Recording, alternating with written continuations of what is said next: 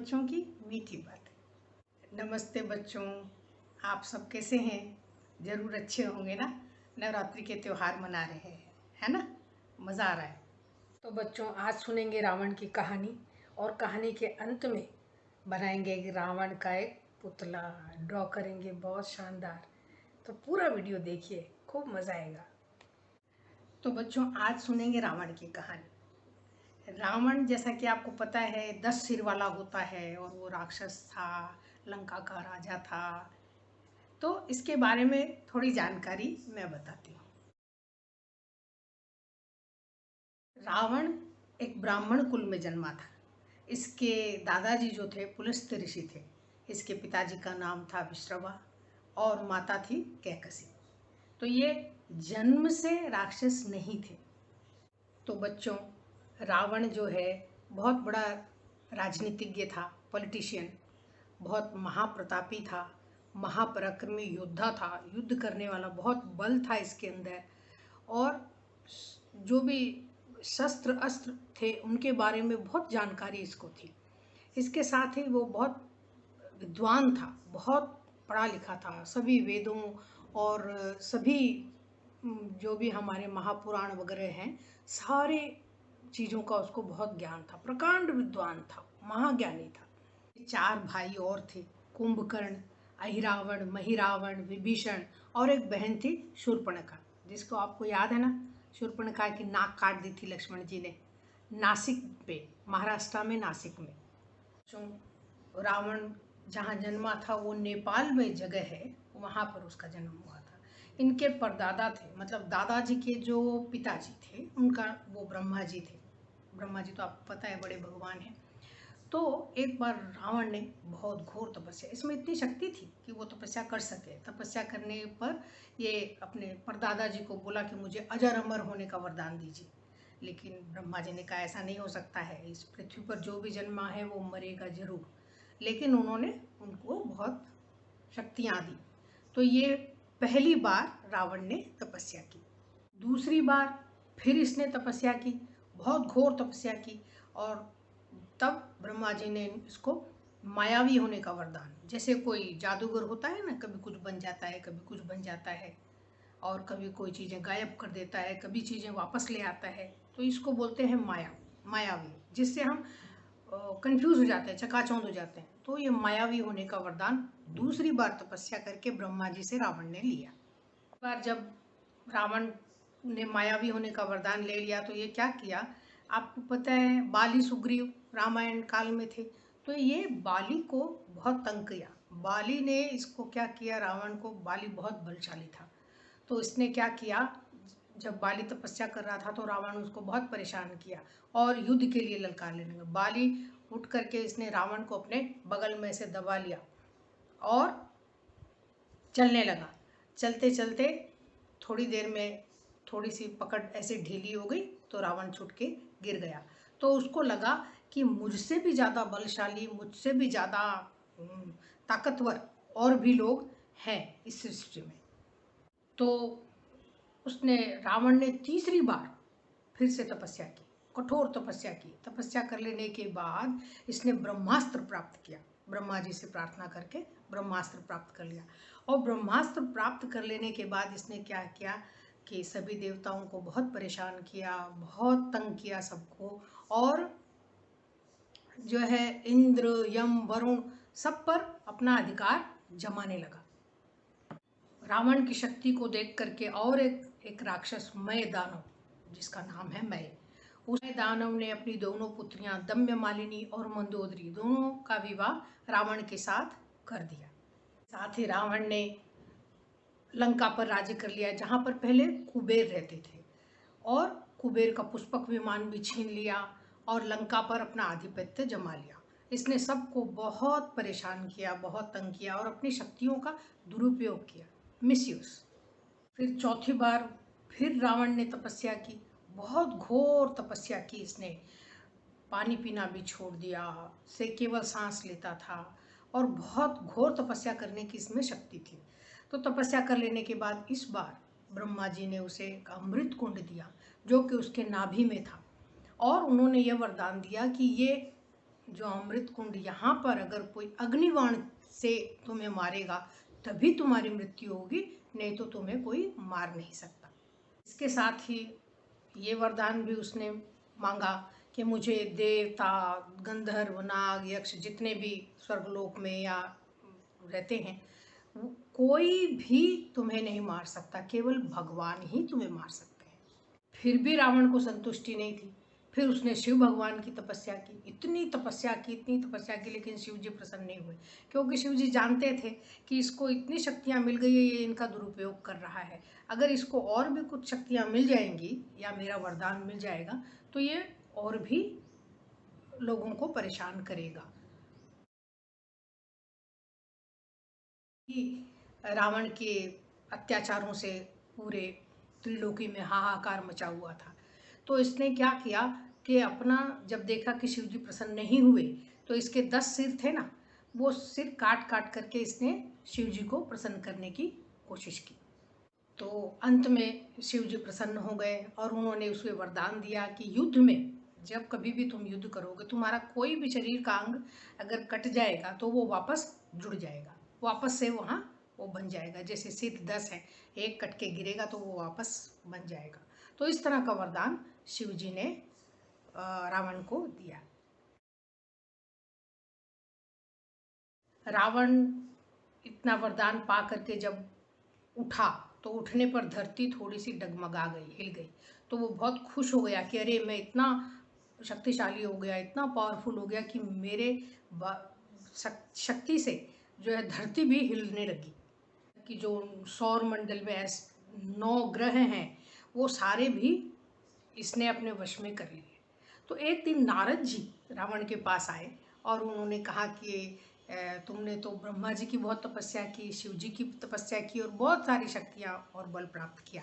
तो रावण ने कहा हाँ मैं शक्तिशाली तो हो गया हूँ। तो नारद जी ने यूँ ही पूछा कितनी शक्ति है तुम्हारे पास, लेकिन इसका जवाब रावण नहीं दे सका। लेकिन उसने बहुत ही चालाकी से जवाब दिया कि इतनी शक्ति है कि आप कहें तो मैं कैलाश पर्वत से शिव जी और पार्वती जी कैलाश पर्वत को उठाकर लंका में ले आऊँ। उसको थोड़ा सा घमंड हो गया, अभिमान हो गया। वो सोचा कि हाँ सचमुच मैं कैलाश पर्वत को श्रीलंका में ला सकता हूँ, इतनी शक्ति है मेरे पास। और वो चला गया अपने पुष्पक विमान में जा करके और वो कैलाश पर्वत को उठाने की कोशिश करने हिलाने लगा। तो देवी जो सती थी, पार्वती जी जो थी, उन्होंने शिव जी से कहा कि इसे रोकिए, ये कौन है, ये बहुत दुष्ट है और ये बहुत परेशान कर रहा है, बहुत अभिमानी हो गया है, बहुत घमंडी हो गया है। तो चलो इसमें ब्राह्मणत्व खत्म हो जाएगा।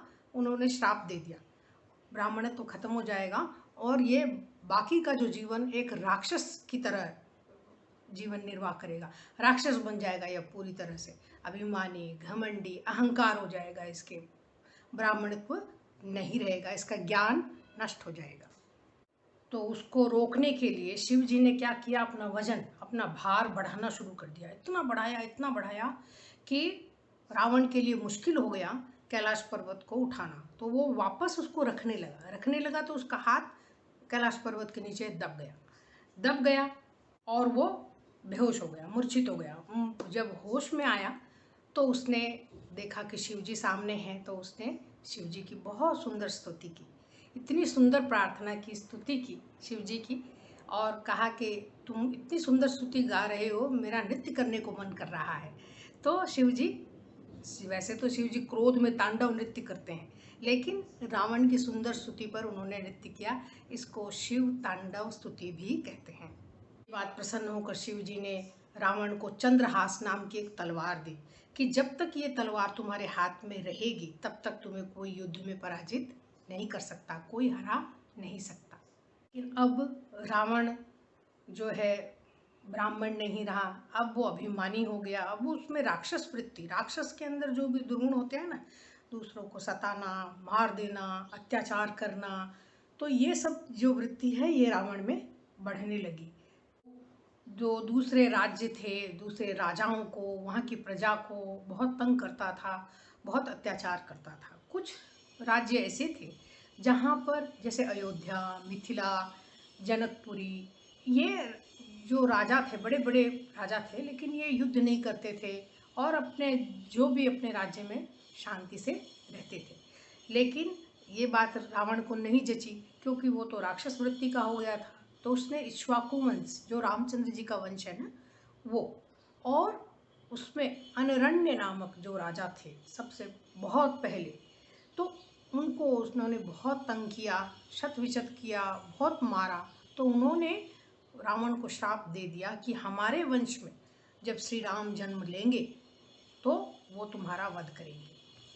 तो रावण ने क्या किया, अपनी शक्ति का प्रदर्शन करने के लिए और ये दिखाने के लिए, अपना बदला लेने के लिए, उसने क्या किया, सीता जी का अपहरण किया। ये कहानी तो आपको पता है रामचरितमानस में।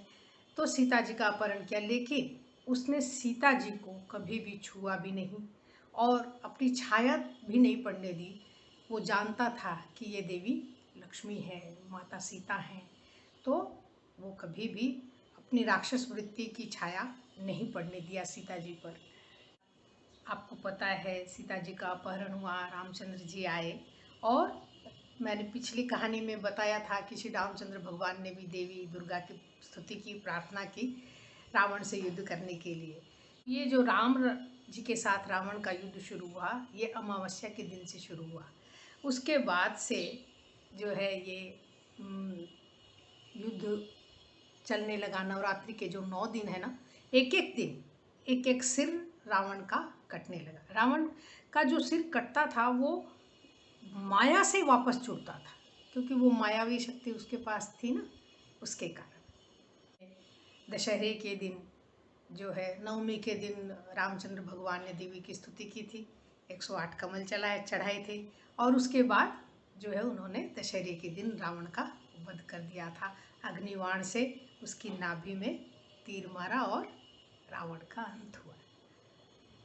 या देवी सर्वभूतेषु मातृरूपेण संस्थिता नमस्तस्यै नमस्तस्यै नमस्तस्यै नमो नमः। या देवी सर्वभूतेषु शक्तिरूपेण संस्थिता नमस्तस्यै नमस्तस्यै नमस्तस्यै नमो नमः। और एक बात मज़ेदार बताना चाहूँगी, रावण की ना 2 इच्छाएं थी। पहली इच्छा थी कि रावण स्वर्ग तक सीढ़ी बना देना चाहता था, ताकि सब लोग सीढ़ी पर चढ़कर स्वर्ग को चले जाएं। और दूसरा था, उसको सोना बहुत पसंद था, गोल्ड। तो वो चाहता था कि गोल्ड में खुशबू हो जाए, सुगंधी हो जाए, जिससे सबको पता चल जाए कि सोना कहाँ है। लेकिन इसकी ये दोनों इच्छाएं जो है वो सही नहीं थी, इसलिए पूरी नहीं हुई।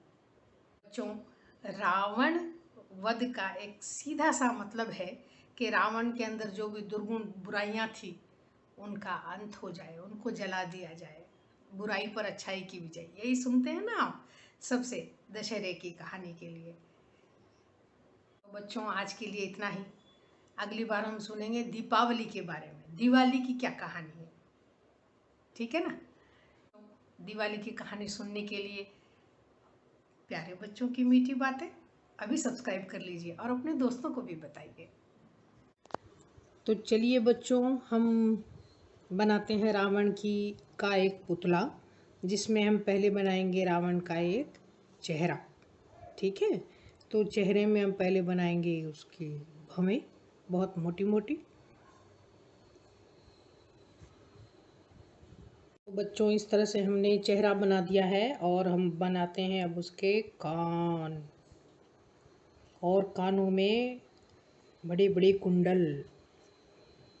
तो बच्चों, ये बना दिया उसका मुकुट, और ये बना रहे हैं बाल।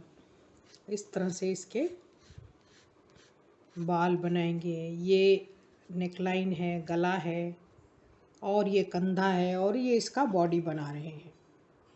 रावण का पुतला बनाने के लिए, इसके 10 चेहरे बनाने के लिए इस तरह से एक साइड फेस का पेपर ड्रॉ कर लीजिए, और इसको इस तरह से रख कर ड्रॉ कर लीजिए। बाकी के यहाँ 4 फेस, और इसी को आप जब उल्टा कर देंगे तो इस तरह से इधर के चेहरे भी बना सकते हैं। इसके साथ ही अब आँखें और नाक और बाकी सब चेहरा की ड्राइंग कर लें और इसके बाद इस रावण के पुतले को कलर करें। तो बच्चों, आप इस तरह से एक रावण का पुतला बना सकते हैं। इसको ड्रॉ कर दिया है मैंने और कलर भी कर दिया है। तो आपको मैं थोड़ा सा नज़दीक से दिखाती हूँ। इस तरह से आप ड्रॉ कर सकते हैं और इसको कट करके चाहे आप गत्ते पर चिपका के आप चाहें तो रावण जलाने का मज़ा ले सकते हैं। मेरे ख्याल में आपको पसंद आया होगा, आप भी बनाइए ज़रूर से। ऐसे आप भी रावण का पुतला बना सकते हैं और कलर कर सकते हैं। बच्चों, यदि आप रावण जलाने का मज़ा लेना चाहते हैं तो इस तरह से कार्डबोर्ड का ही बन पर चिपका लीजिए इसको और किसी भी मेटल के, लोहे की बाल्टी या किसी भी तरह के गहरे बर्तन में डालकर खुली जगह पर, बालकनी जैसी खुली जगह में इसको जलाएं और रावण जलाने का मज़ा लें। प्लास्टिक के बाल्टी, टब वगैरह में ना जलाएं और पटाखे बिल्कुल न लगाएं इसके अंदर, क्योंकि ये रिस्की हो सकता है, ख़तरनाक हो सकता है। तो सुरक्षित रहें।